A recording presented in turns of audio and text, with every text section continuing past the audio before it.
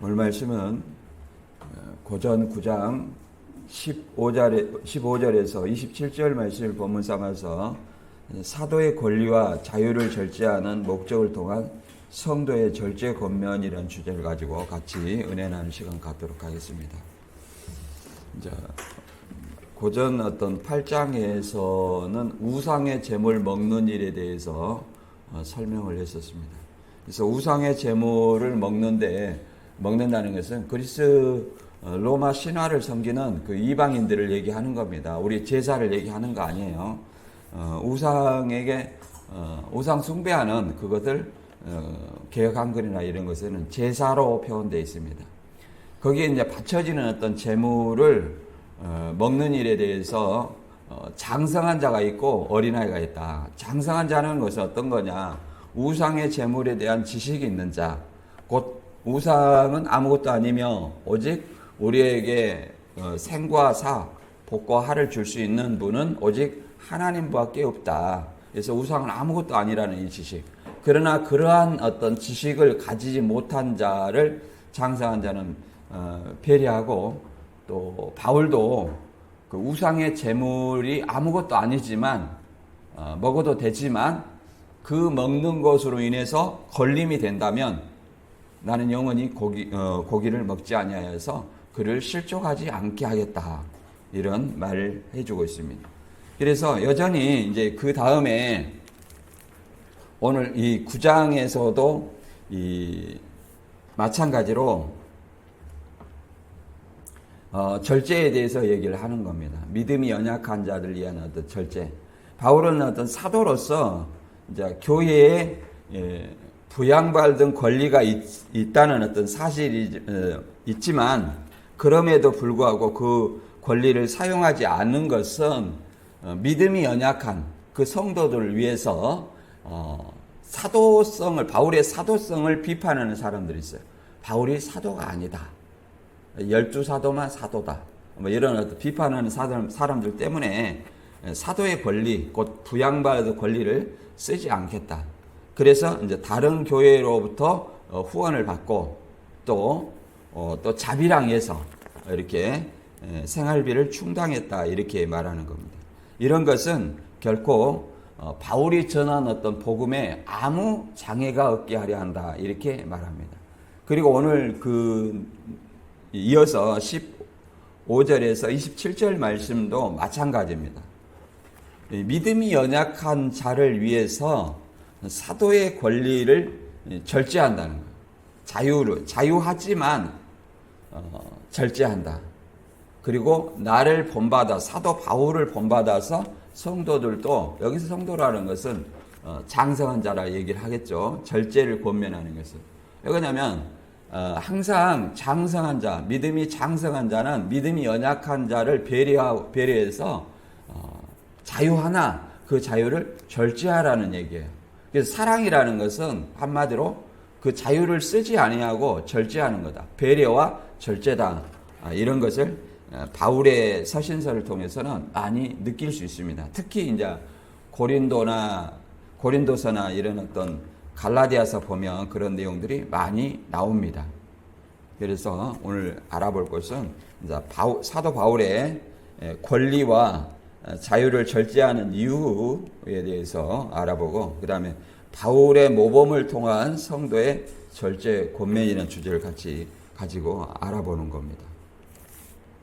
이제 사도 바울, 우리가 성경을 볼 때 가장 중요한 것은 저자가 바울이죠. 수신자에게 어느 시대에 그 저자가 기록된 어떤 배경 속에서 어떤 메시지를 보냈느냐, 이 1차 메시지. 그러니까 고린도 상황을 염두를 해야 돼요. 고린도 상황은 어떤 상황이었습니까? 말 그대로 도덕적으로 무질서하고, 그 다음에 우상 숭배하고 그러잖아요. 우상이라는 것은 그리스 로마 신화에 나오는 그 신들을 얘기하는 겁니다. 신전에 신상을 세워놓고 숭배하는, 그리고 거기서 이제 여사제와 음행하는 그런 것들을 얘기를 하는 겁니다. 그 다음에 로마의 속국 아래에 있었기 때문에 황제 숭배도 하고 있는 그런 것들을 얘기하는 겁니다. 그런 것들을 이해하지 못하고 바로 오늘날 우리 현실, 우리 한국의 현실에 맞춰서 우상이 제사다. 그러니까 조상 제사와 바로 연결하면 안 된다는 거예요. 본래의 바울이 전하고자 하는 1차 메시지를 이해를 하고 오늘날 우리가 드리는 어떤 제사와 어떤 관계가 있는가 이렇게 생각을 해야지 바로 제사는 우상 숭배다 하면 바울이 전하는 어떤 메시지하고는 완전히 다릅니다. 바울이 전하는 어떤 메시지는 뭐예요? 거기서 우상은 그리스 로마에서 말하는 그 고린도에서 말하는 신이에요. 신. 제우스 신, 헤르메스 신, 아데메 신 이런 어떤 신들을 얘기하는 겁니다. 그 신들을 숭배하는 것을 제사라고 얘기하는 거예요. 여기서 우상의 제물이라는 것은 조상 제사 음식을 얘기하는 것이 아니라 뭐예요? 신들에게 바쳐진 그 제물을 얘기하는 거예요. 그런 어떤 것들을 얘기하기 때문에 완전히 우리 조상들을 뭐 신이라고 부르는 사람도 있지만 조상은 조상이에요. 내가 제사 드리면 갑자기 귀신이 되는 것이 아니에요. 믿다가 죽었어요. 그런데 갑자기 내가 제사를 드림으로 말미암아 귀신이 되는가요? 그런 것은 아닙니다. 우리가 그런 걸 알아야 돼. 귀신은 사단의 소속이죠. 사단의 소속이에요. 그런 어떤 의미를 우리가 알고 이 성경을 봐야 된다. 그래서 우리가 15절에서 23절, 27절까지 보면 계속 믿음이 연약한 신도들을 위해 성도들을 위해서 계속 바울이 권면하는 내용입니다. 바울이 스스로 권리와 자유를 제한하여 궁극적인 목적에 대하여 말하고 제한한 궁극적인 목적은 뭐예요? 사도 바울의 어떤 사도권을 비판하는 자들이 있기 때문에 그들의 어떤 믿음이 아직 자라나지 않았기 때문에 그들을 염려해서 제한한다. 그 다음에 이것을 다시 운동 경기자의 비유를 통해서 이 상한 복음 전하는 것을 설명하고 있습니다. 그리고 바울 자신의 모범적인 어떤 것을 통해서 절제를 권면하고 있습니다. 이 당시에 이제 그 운동 경기는 고린도 지방의 경기는 어떤 경기가 있냐면 매 2년마다 열리는 아스미안 경기가 있고 올림피안 경기, 그다음에 피티안 경기, 그다음에 레미안 경기 이런 어떤 경기 중에 하나 그들이 잘 알아먹을 수 있는 이런 경기를 통해서 우승하는 자가 한 사람이라는 거예요. 그래서 한 사람을 통해서 그 사람만이 상급을 받는다. 이런 것들을 통해서 얘기를 하는 것입니다. 그래서 우리가 본문 말씀을 통해서 이해를 해보도록 하겠습니다. 고전 9장 15절에서 27절 말씀을 읽어보겠습니다. 그러나 내가 이것을 하나도 쓰지 아니하였고 또 이 말을 하는 것은 내가 이같이 하여 달라는 것이 아니라 내가 차라리 죽을지언정 누구든지 내 자랑하는 것을 헛된 대로 돌리지 못하게 하리라. 내가 복음을 전할지라도 자랑할 것이 없음은 내가 부득불할 일임이라. 만일 복음을 전하지 아니하면 내게 화가 있을 것이로다. 내가 자의로 이것을 행하면 상을 얻으려니와 내가 자의로 아니한다 할지라도 나는 사명을 받았노라. 그런즉 내 상이 무엇이냐? 내가 복음을 전할 때 값없이 전하고 복음으로 말미암아 내게 있는 권리를 다 쓰지 아니한 이것이로다. 내가 모든 사람에게 자유로우나 스스로 모든 사람에게 종이 된 것은 더 많은 사람을 얻고자 함이라. 유대인에게는 내가 유대인과 같이 된 것은 유대인들을 얻고자 하며 율법 아래 있는 자들에게는 내가 율법 아래에 있지 아니하나 율법 아래에 있는 자 같이 된 것은 율법 아래에 있는 자들을 얻고자 함이라. 율법 없는 자에게는 내가 하나님께 율법 없는 자가 아니요 도리어 그리스도 율법 아래에 있는 자이나 율법 없는 자같이 된 것은 율법 없는 자들을 얻고자 함이라. 약한 자들에게는 내가 약한 자와 같이 된 것은 약한 자들을 얻고자 하며 내가 여러 사람에게 여러 모습이 된 것은 아무쪼록 몇 사람이라도 구원코자 함이니 내가 복음을 위하여 모든 것을 행함은 복음에 참여하고자 함이라. 운동장에서 다름질한 자들이 다 달릴지라도 오직 상 받는 사람은 한 사람인 줄 아이가 알지 못하느냐. 너희도 상을 받도록 이와 같이 다름질하여라. 이기기를 다투는 자마다 모든 일에 절제하나니 그들은 썩을 면류관을 얻고자 하되 우리는 썩지 아니할 을 얻고자 하노라. 그러므로 나의 다름질하는 일을 향방 없는 것 같이 아니하고 싸우기를 허공을 치는 것 같이 아니하며 내가 내 몸을 쳐 복종하게 함은 내가 남에게 전파한 후에 자신이 도리어 버림을 당할까 두려워함이로다. 아멘. 예, 너무 길어서 저도 말이 꼬이네요.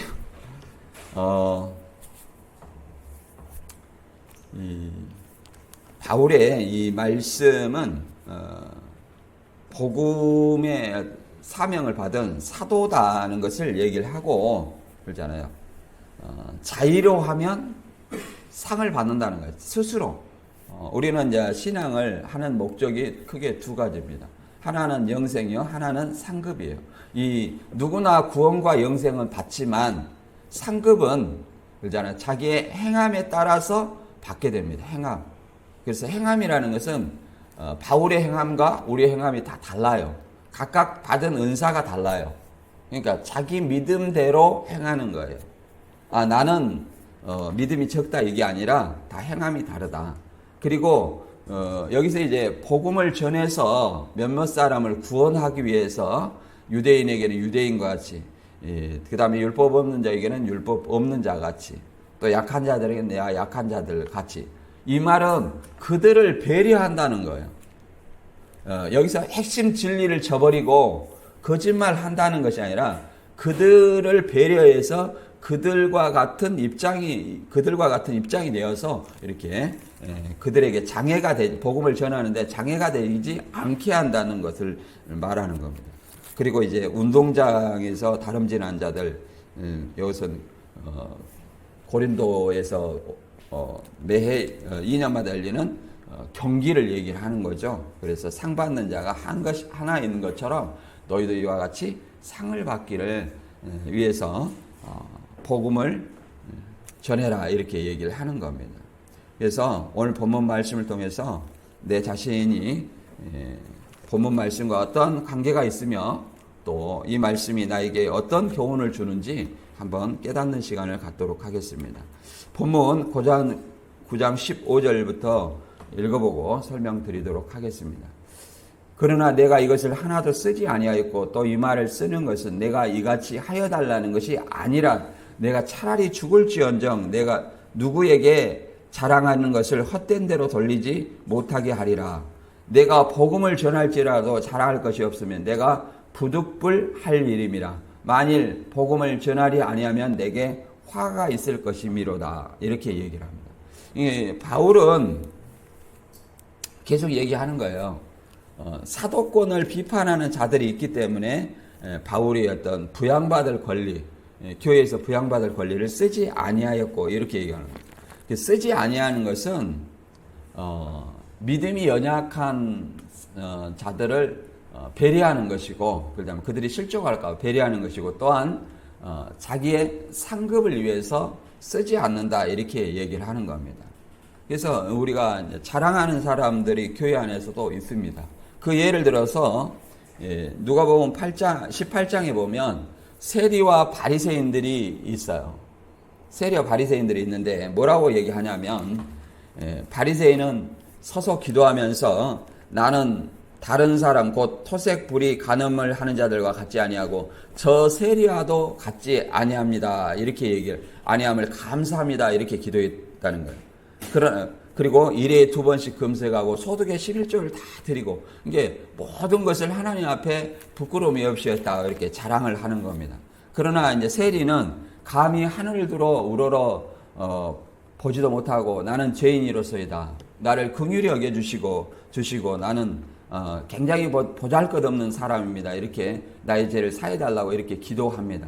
그래서 누가 하나님 앞에 인정을 받은 사람이냐, 이 세리라고 얘기를 하는 겁니다. 그래서 우리 성경에서는 그리스도인 안에서는 자기를 높이는 자는 낮아지고 자기를 낮추는 자는 높아지리라 이렇게 그리스도인의 방식입니다.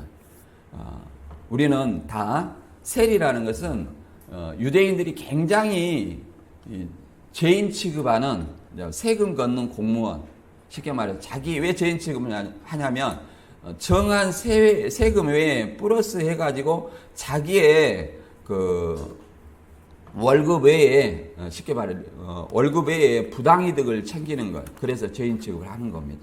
세금이 월급이 적었기 때문에 그럴 수도 있겠죠. 이렇게 서기관 바리새인들은 말 그대로 율법을 다 지켰고 일에 2번씩 금식하고 소득의 11조를 드린 이런 어떤 스스로 의로운 사람이다 이렇게 생각했다는 겁니다. 그러나 예수님은 마태오 5장 21절에 너희 의가 서기관 바리새인보다 낫지 못하면 결단코 천국에 들어가지 못하리라. 그러니까 자랑하는 사람 그 어떤 서기관 바리새인 의보다 낫지 못하면 결단코 들어가지 못하리라. 그러면 우리의 의가 어떠해야 되겠는가? 나를 자랑할 것이 아니라 나를 낮추고 더 믿음 안에서 우리가 지식으로 자라나가면서 더 성장할수록 더 낮아지고 겸손해야 될 줄로 믿습니다. 그리고 우리가 자랑하는 것은 어떤 것이냐? 바울은 이렇게 말합니다. 고 11장 7절에 나는 여러분을 높이기 위하여 나 자신을 낮추었고 또 하나님의 복음을 값없이 여러분에게 전하였습니다. 그렇게 한 것이 죄라도 된 것이라는 말입니까? 나는 여러분을 섬기기 위하여 싹슨 다른 교회에서 받았습니다. 그것은 다른 교회에서 빼앗아낸 셈입니다. 내가 여러분과 같이 있는 동안에는 빈곤하였지만 여러분 가운데서 어느 누구에게도 누를 끼친 일이 없습니다. 마게도니아에서 온 형제들이 내게 필요로 하는 것을 조금씩 조달해 주었습니다. 나는 모든 일에 여러분에게 짐이 되지 않으려고 애썼고 앞으로도 그렇게 할 것입니다. 이렇게 말합니다. 그래서 바울이 이렇게 고린도인들에게 아무런 어떤 생활비를 받지 않고 부양받을 권리를 쓰지 아니하는 것은 그들이 바울 사도의 어떤 사도권을 가지고 비판을 하였다 이렇게 얘기합니다. 비판을 하였고 그들의 또 어린아이 같은 그 심령을 배려해서 절제를 했다 이렇게 얘기를 합니다. 그리고 내가 복음을 전할지라도 전하지 아니하면 전할지라도 자랑할 것은 내가 부득불을 할림이다. 그러면 사명을 맡아놨다는 거예요. 사명을. 그리고 전하지 아니하면 화가 있다. 왜 사명을 맡았다가 얘기를 하냐면 부득불 할 일이라는 것은 바울에게 사명이 있다는 거예요. 어떤 사명이냐면 사도행전에 그 담액색으로 갈 때에 사도행전 9장에 보면 예수님이 빛으로 들러비치면서 사울을 얘기하면서 사울아 내가 왜 나를 핍박하느냐? 나는 내가 핍박하는 예수라 이렇게 얘기를 합니다. 그래서 이 아나니아한테 그를 침내주고 그 다음에 그를 가르쳐서 어두워진 눈을 밝게 보게 했습니다. 그래 아나니아한테 이 사도 바울의 사명을 이렇게 얘기합니다. 이 사람은 내 이름을 이방인과 임금들과 이스라엘 자손들에게 전하기 위하여 택한 나의 그릇이다 이렇게 얘기를 합니다. 이방인 내 이름을 이방인과 임금들 그 다음에 이스라엘 자손들에게 전하기 위한 택한 나의 그릇이다 이렇게 얘기를 합니다. 바울을 택한 목적이 이방인에게 복음을 전하기에 택했다 이렇게 말합니다. 이런 어떤 사명을 받았기 때문에 부득불한다고 얘기를 하는 겁니다.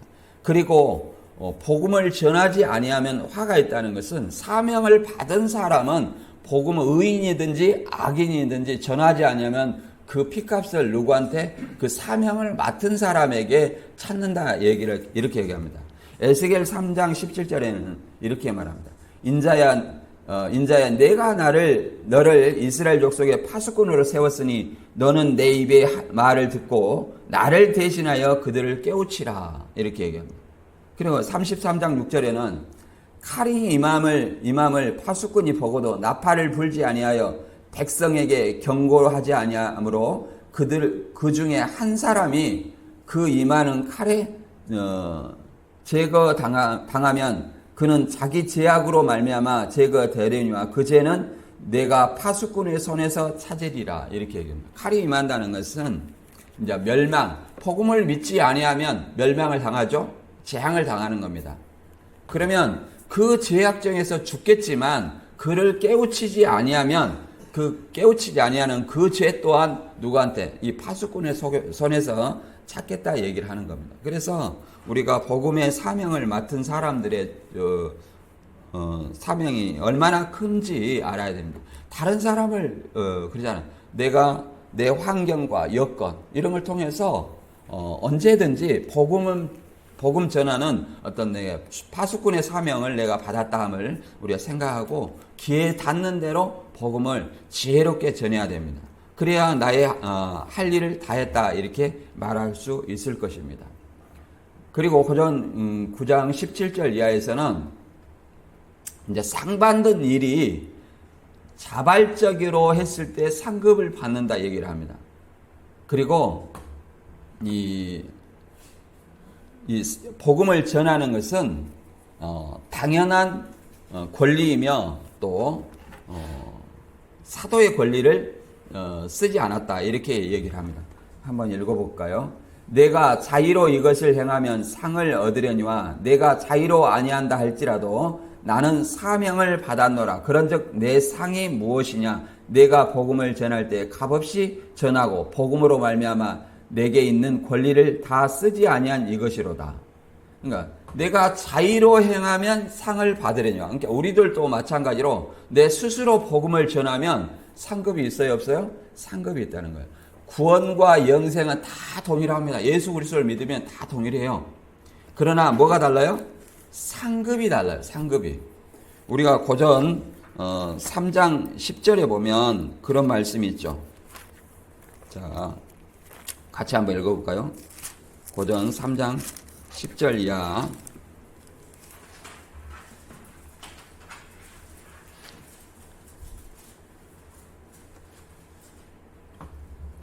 시작.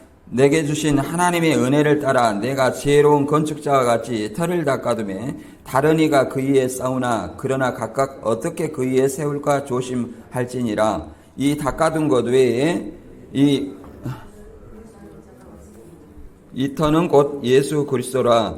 만일 누구든지 금이나 은이나 보석이나 나무나 풀이나 집으로 이 터 위에 세우면 각 사람의 공적이 나타날 터인데 그날이 공적을 밝히리니 이는 불로 나타내고 그 불이 각 사람의 공적이 어떠한 것을 시험할 것임이라. 만일 누구든지 그 위에 세운 공적이 그대로 있으면 상을 받고 누구든지 그 공적이 불타면 해를 받으리니 그러나 자신은 구원을 받되 불 가운데서 받은 것 같으리라. 그러잖아요.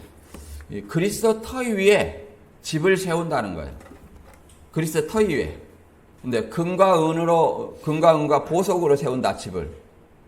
그러니까 두 사람이 있어요. 금과 은과 보석으로 불에도 안 타는 그런 재료로 세운 사람이 있고 나무나 풀이나 집으로 불에 타는 재료로 세운 사람이 있다. 외형은 똑같은 집이에요.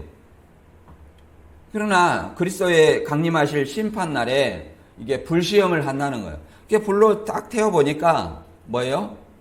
금과 은으로 지은 어떤 집은 그대로 남아있지만 나무나 풀과 집으로 지은 집은 타버리고 뭐예요? 터만 남아요. 터만 남는다는 것은 그리스도에 대한 믿음만 남는 거예요. 자기의 어떤 공적은 있어요, 없어요? 하나도 남지 않는다는 거예요.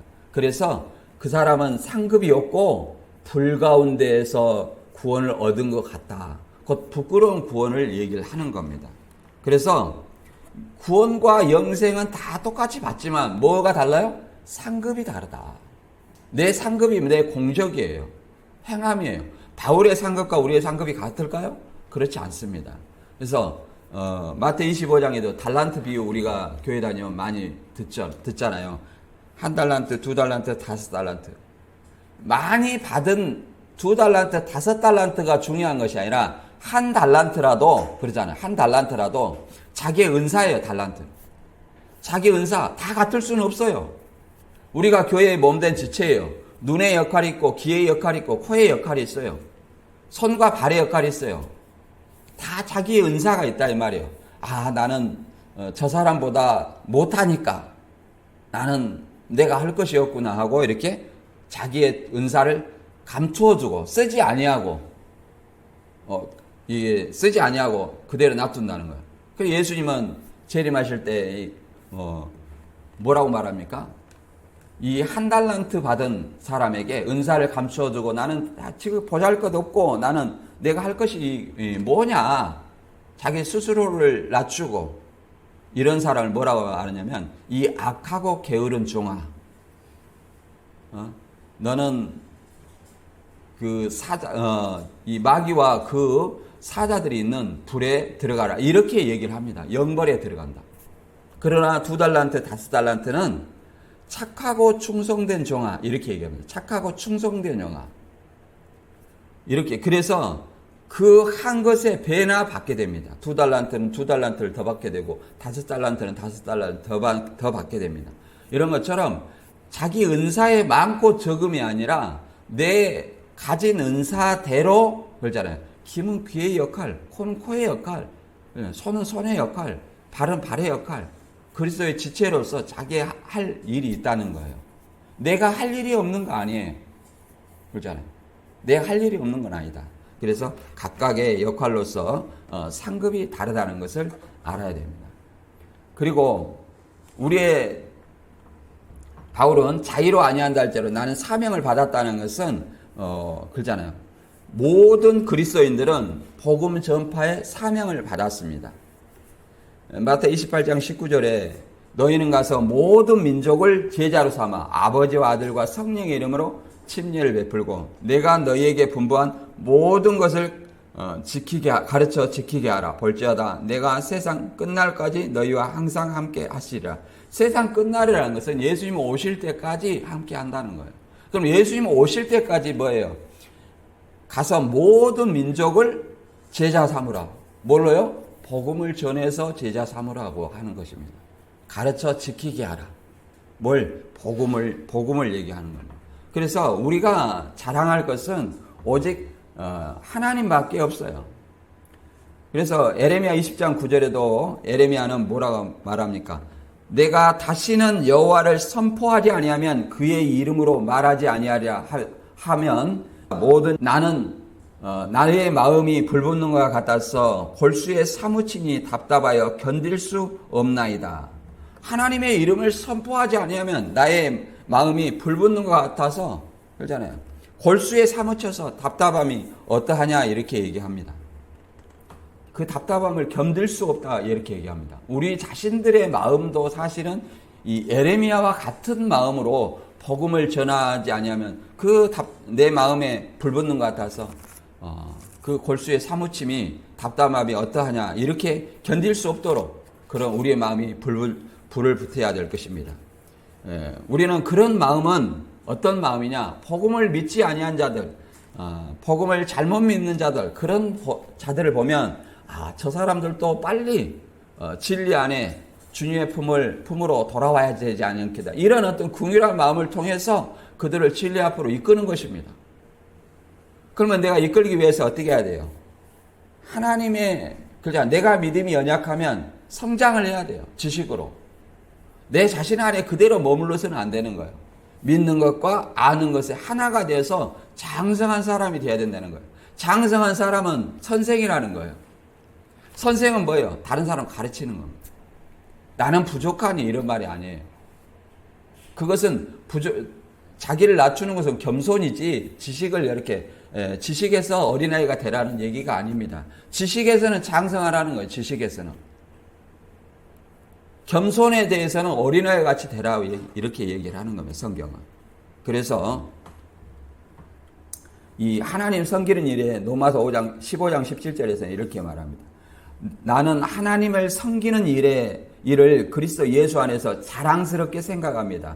그리스도께서 이방 사람들을 복종하게 하시려고 나를 시켜서 이루어 놓으신 것밖에는 아무것도 감히 말하지 않겠습니다. 그의 일은 말과 행동으로 표징과 이적과 능력으로 성령의 권능으로 이루어 갔습니다. 그래서 나는 예루살렘에서 일루리공에 이르기까지 두루 다니면서 그리스도의 복음을 남김없이 전파하였습니다. 이제 바울의 어떤 자랑이죠. 소아시아, 유럽 이쪽으로 그 바울이 다 어디 지역 로마에 속한 그 지역을 거의 1차, 2차, 3차 전도 여행을 했고 4차에는 어디였습니까? 로마로 끌려가면서까지 전도 여행을 한 것이 사도행전에 잘 나타나 있습니다. 그래서 우리로 그렇게 하라고 하면 오늘날의 교통편은 그보다 더 좋아요. 그렇잖아요. 비행기 타고 가고. 그러지만 그렇게 할 사람이 과연 몇 사람이나 될까? 뭐 해외 선교 하시는 분도 많이 있어요. 그러나 우리의 가장 가까운 나부터 바로 세우고 내 가장 가까운 이웃부터 해야 됩니다. 누가 내 이웃이냐 이렇게 율법사가 예수님한테 물어본 일이 있어요. 하나님을 사랑하고 내 이웃을 사랑하라 했을 때 누가 내 이웃이냐 했을 때 내 이웃은 그잖아요. 강도 만난 자의 이웃이 누구냐 이렇게 물어보는 겁니다. 그럼 강도 만난 자의 이웃은 뭐예요? 강도를 도와주는 자예요. 그러면 우리는 내 이웃이 누구냐 생각하지 않고 그러잖아요. 복음을 알지 못하고 이단에 미혹된 그들에게 내가 이웃이 되어줘야 되는 것입니다. 내가 그들에게 이웃이 되어줘야 그들에게도 내가 이웃이 될 수 있을 것입니다. 그 다음에 이제 이 말은 여러 사람의 모양이 되어서 여러 사람의 종이 된 것은 이제 더 많은 사람을 구원코자 하기 위함이다. 이런 어떤 말을 통해서 이제 신천지나 이단들은 뭐 신분 사칭이나 이런 것들 자신들을 속이고 이런 것들을 많이 하게 됩니다. 근데 이것이 과연 그런 말인지 그런 말과는 좀 결이 좀 다릅니다. 고전 9장 19절부터 23절 읽어보면 내가 모든 사람에게 자유로우나 스스로 모든 사람에게 종이 된 것은 더 많은 사람을 얻고자 함이라. 유대인들에게는 내가 유대인과 같이 된 것은 유대인들을 얻고자 하며 율법 아래에 있는 자들에게는 내가 율법 아래에 있지 아니하나 율법 아래에 있는 자 같이 된 것은 율법 아래에 있지 아니한 자들을 얻고자 함이요 율법 없는 자에게는 내가 하나님께는 율법 없는 자가 아니요 도리어 그리스도 율법 아래에 있는 자이나 율법 없는 자와 같이 된 것은 율법 없는 자들을 얻고자 함이라. 약한 자들에게는 내가 약한 자와 같이 된 것은 약한 자들을 얻고자 하며 내가 여러 사람에게 여러 모습이 된 것은 아무쪼록 몇 사람이라도 구원코자 함이니 내가 복음을 위하여 모든 것을 행함은 복음에 참여하고자 함이라. 복음을 믿게 하기 위해서 여러 모양이 되었다 이렇게 얘기합니다. 여러 모양이 됐다는 것은 사칭을 하라는 것이 아니에요. 자기의 있는 그 여건 안에서 최대한 활용을 하는 거예요. 활용을. 예를 들어서 이 유대인들에게 여기서 유대인이라는 것은 어떤 유대인이냐면 사도행전의 16장에 보면 이런 말이 있습니다. 결례에 대해서 얘기를 하는데 유대인들이 결례라는 것은 나실인의 서원이 이제 그 서원을 한 사람이 이마에 머리에 삭도를 대고 그 의식을 행하는 겁니다. 근데 이제 16장 3절에 보면 이제 루스드라에 거주하는 유대인들을 의식하여 할례를 행하고 결례를 행하고 그 내용이 나옵니다. 결례를 행한 그 내용이 나오는데 바울이 그를 데리고 떠나고자 할새 그 지역에 있는 유대인으로 말미암아 그를 데려다가 할례를 행하나 이는 그 사람들이 그의 아버지는 헬라인인 줄 알미었더라. 이것은 무슨 말이냐면은 디모데를 할례를 행했다는 것은 유대인들을 의식해서 할례를 행했다는 것은 유대인들을 얻고자 유대인들에게 복음을 전하고 그들에게 장애가 되지 않게 하기 위해서 할례를 행했다. 그럼 왜 그 디모데가 할례를 행했냐? 디모데도 유대인이에요. 유대인. 왜 그러냐면 유대인은 어떤 사람을 유대인으로 치냐면 정통 유대인이 있고 그냥 유대인이 있어요. 정통 유대인은 부모가 다 유대인인 사람을 정통 유대인이라고 그래요. 지금 이스라엘 가보면 지금 전쟁하고 그 싸우는 군사들은 다 한쪽만 유대인이에요. 지금 정통 유대인은 모든 대우를 다 받고 전쟁도 안 하고 모두 열애입니다. 열애. 그 문제 가지고 지금 뭐 설왕설래 하죠. 논쟁이 있죠. 근데 이 디모데는 이 바울의 제자이지만 그 아버지는 이방인이고 어머니가 유대인이에요. 그러니까 한쪽이 유대인이니까 그 디모데도 뭐예요? 혈통으로 유대인이에요. 그러니까 이 유대인인데 왜 할례를 행하지 않느냐 이런 어떤 말에 걸림이 되잖아요. 그래서 이 디모데를 할례를 행합니다. 그리고 그를 통해서 유대인들을 전도하고자 하는 거예요. 그리고 헬라인 디도는 억지로 할례를 행하지 아니했다. 그 말은 이방인인 디도는 그러잖아요. 할례를 행할 필요가 없어요. 그러니까 이 복음의 진리를 어겨가면서까지 이 이방인을 그냥 이방인이 할례를 행한다는 것은 이것은 복음의 진리를 어긋나는 거예요. 그래서 디도는 할례를 행하지 않았다. 왜? 이방인이니까 굳이 할례를 행할 필요가 없는 거예요. 그러나 디모데가 할례를 행하는 것은 유대인으로서 할례를 행하는 것은 당연한 거기 때문에 걸림이 되지 않게 하기 위해서 할례를 행하지 않아도 되지만 할례를 행한 것이다. 그리고 또 유대 신자들이 있어요. 유대 신자들 중에 아직 율법에 매여 있는 신자가 있어요. 그러니까 믿음에 아직 어린아이와 같은 신자가 있어요. 그 사람들을 위해서 바울이 결례를 행한다고 얘기합니다. 사도행전 21장 21절에는 내가 이방인의 모든 유대인들을 가르치되 모세를 배반하고 이들에게 할례를 행하지 말고 또 간섭을 지키지 말라 한다 함을 그들이 들었도다 이렇게 얘기합니다.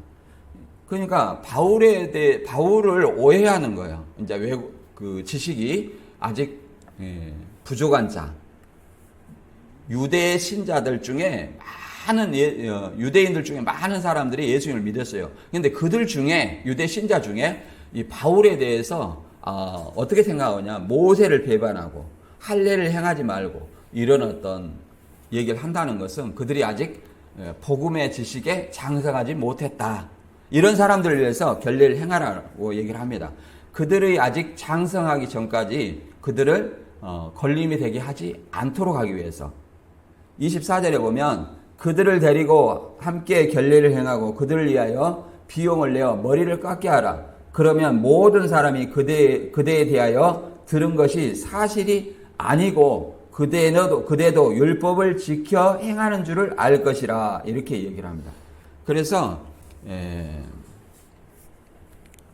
유대 신자 중에 아주 열성이 있는 그 사람들을 위해서 이렇게 결례를 행하는 겁니다. 그 오해를 풀기 위해서 그렇죠.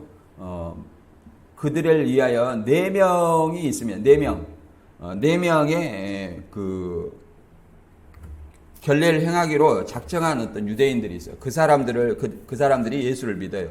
그 사람들을 데리고 가서 비용을 내어 결례를 행하게 하는 그걸로 말미암아 이제 유대 신자들을 오해를 풀게 하는 겁니다.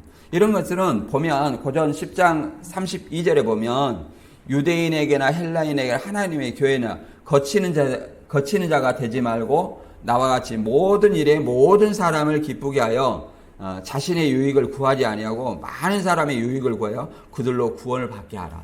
결국은 복음을 전해서 구원을 받게 하기 위해서 유대인이든 이방인이든 하나님의 교회 안에든 걸림이 되게 한다는 거예요. 걸림이 되지 않도록 지혜롭게 행하라는 거예요. 지혜롭게. 그래서 이게 굉장히 중요한 것이고 또 어려운 것입니다. 내가 어떻게 해야 될 것인가? 상황에 따라서 거기에 맞게 행동하라는 거죠. 상황에 따라서 내 주위 사람들이 내가 이런 말과 행동을 했을 때에 걸림이 되느냐 안 되느냐 이걸 잘 생각을 해야 된다는 거예요. 그 다음에 이 복음을 전하는 것을 뭐라고 하냐면 경주에서 승리하기 위한 어떤 상받기 위한 어떤 것으로 설명을 합니다. 고전 9장 24절 운동장에서 다름질하는 자들이 달릴지라도 오직 상을 받는 사람은 한 사람인 줄 너희가 알지 못하느냐. 너희도 상을 받도록 이와 같이 다름질하여라. 이기기를 다투는 자마다 모든 일에 절제하나니 그들은 썩을 면류관을 얻고자 하되 우리는 썩지 아니할 것을 얻고자 하노라. 이렇게 얘기합니다. 이제 세상에서 그 경기를 얘기하는 거예요. 고린도 지방에 매 2년마다 아스미안 경기가 올림픽 경기, 그 다음 피니안 경기, 네미안 경기가 함께 매년마다 2년마다 열렸다고 얘기를 합니다. 이 운동 경기를 통해서 1등만 상을 줬는가 봐요. 그걸 이제 설명을 합니다. 근데 이 상을 얻기 위해서 얼마나 많은 노력을 합니까? 체중 관리를 해야 하고 많은 어떤 노력을 하는 것처럼 이기기를 다투는 자마다 모든 일에 절제하나니 그러잖아요. 불필요한 일을 절제하고 그러잖아요. 뭐 과식도 체중 그러잖아요. 체중도 달리기를 할 때도 불필요한 어떤 음식을 절제하고 또 얼마나 많은 노력을 합니까? 이런 것처럼 그들은 썩을 면류관 그러잖아요. 이 상을 받아도 아무런 어떤 의미가 없어요. 그러나 우리는 썩지 아니할 면류관 영생을 위해서 이 복음을 전하라 얘기를 하는 겁니다. 영생을 얘기해서. 그래서 이 바울은 디모데후서 4장 7절에 나는 선한 싸움을 모든 싸우고 나의 달려갈 길을 마치고 믿음을 지켰으니 이제 후로는 나를 위하여 의의 면류관이 예비되었으므로 주 곧 의로운 재판장이 그날에 내게 주실 것이며 내게만 아니라 주의 나타나심을 사모하는 모든 자에게니라. 그러니까 그리스도의 재림하신 날에 상급이 주어진다는 거예요. 근데 의의 면류관, 복음을 통해서 얻을 면류관은 영생입니다. 그 영생을 위해서 영생을 언제 줘요? 그리스도 강림하실 때 썩지 아니할 면류관, 의의 면류관. 의의 면류관이라 하는 것은 복음을 전하다가 죽은 사람에게 주어질 상급을 의의 면류관이라고 얘기를 하는 겁니다. 그래서 나의 달려갈 길 뭐예요? 복음을 전하는 일을 달려갈 길이라고 말합니다. 그래서 믿음을 지켰으니 이 디모데후서는 바울이 이제 감옥에서 죽기 전에 마지막 유언과 같은 책이에요. 죽음 직전에 이렇게 쓴 내용입니다. 옥중서신이라고 말하죠. 그래서 내 죽은 후에 그러잖아. 이제 후로는 나를 위하여 의의 면류관이 됐다. 그래서 내가 살아 있을 동안에 얼마나 복음을 위해서 노력했는가를 설명하는 겁니다. 이 상급이 뭐예요? 고전 15장 51절에 보라 내가 너에게 비밀을 말하노니 우리가 다 잠잘 것이 아니여 마지막 나팔에 순식간에 호련히 다 변화하리니 나팔 소리가 나매 죽은 자들이 썩지 아니할 것으로 다시 살고 우리도 변화하리라. 마지막 나팔, 예수님이 재림하실 때 나팔 불고 오시죠? 그때 순식간에 호련히 곧 눈 깜빡할 사이에 그냥 죽은 자들도 부활하고 우리도 부활한다. 썩지 아니할 것, 곧 예수님의 영광의 부활체와 같이 변한다고 얘기를 하는 겁니다. 죽은 자와 산 자가 동시에. 그래서 재림하면. 뭐 이단들은 그러잖아. 이만희한테도 재림을 했지만 영생과 영벌, 부활과 영생이 있어요, 없어요? 없잖아요. 그래서 아무 효력이 없는 거예요. 예수님이 이만희한테 교주한테 재림해가지고 그 교주를 구원자로 믿으면 영생 시켜주겠다? 이게 이단들이에요. 그것을 시한부라는 또 날짜를 잡았다가 시한부가 안 맞으니까 조건부로 너희들은 이렇게 하면 14만 4천 안에 들 것이다 이렇게 해가지고 거기에 올인하도록 만드는 겁니다.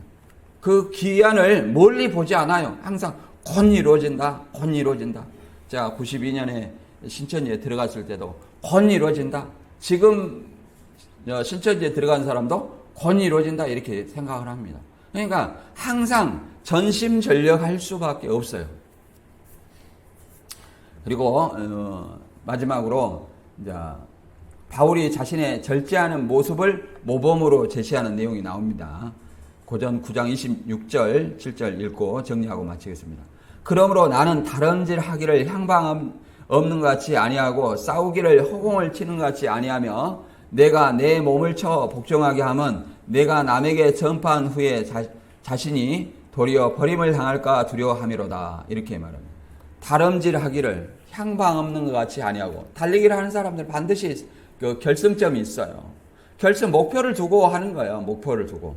그 다음에 싸우는 것도 그러잖아요. 반드시 상대를 두고 싸워야지 허공을 치는 것 같지 누가 내가 싸울 대상인지도 모르고 향방 없는 것 같이 그렇게 하지 않는다. 우리는 누가 싸워야 돼요? 악의 영들과 그 악의 영들에게 속한 사단의 무리예요. 신천지나 안상회나 이단의 무리예요. 그리고 나 자신에 대해서 싸워야 돼. 내 믿음이 차든지 덥든지 하라 이렇게 얘기합니다. 라오디게아 교회에서는. 미지근하면은 뭐예요? 예수님은 내 입에서 토야 내치리라 이렇게 말합니다. 그냥 내 자신과 먼저 싸워야 되고, 내 자신과 싸워 이기지 못한 사람은 다른 사람과 싸울 수 있어요, 없어요? 없어요. 그러니까 내 자신에게 져갖고 싸울 의욕이 있어요, 없어요? 없습니다.